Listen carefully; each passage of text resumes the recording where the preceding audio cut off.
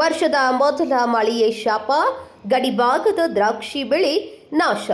ವರ್ಷದ ಮೊದಲ ಮಳೆಯೇ ಗಡಿಭಾಗದ ರೈತರಿಗೆ ಕಹಿ ನೆನಪಾಗಿ ಪರಿಣಮಿಸಿದೆ.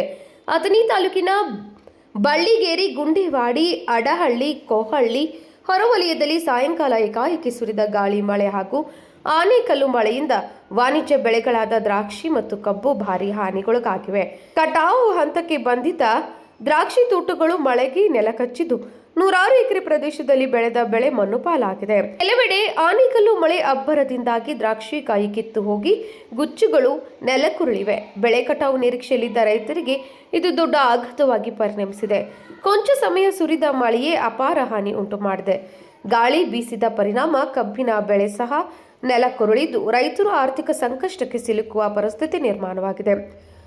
ಒಂದು ವರ್ಷದ ಪರಿಶ್ರಮ ಕ್ಷಣಾರ್ಧದಲ್ಲಿ ಹಾಳಾಯಿತು ಎಂದು ರೈತರು ನೋವು ವ್ಯಕ್ತಪಡಿಸಿದ್ದಾರೆ. ತಕ್ಷಣ ಕೃಷಿ ಅಧಿಕಾರಿಗಳು ಭೇಟಿ ನೀಡಿ ಹಾನಿ ಅಂದಾಜು ಮಾಡಿ ಪರಿಹಾರ ಕ್ರಮ ಕೈಗೊಳ್ಳಬೇಕೆಂದು ರೈತರು ಆಗ್ರಹಿಸಿದ್ದಾರೆ. Ajit Koth, KMM news, Athani.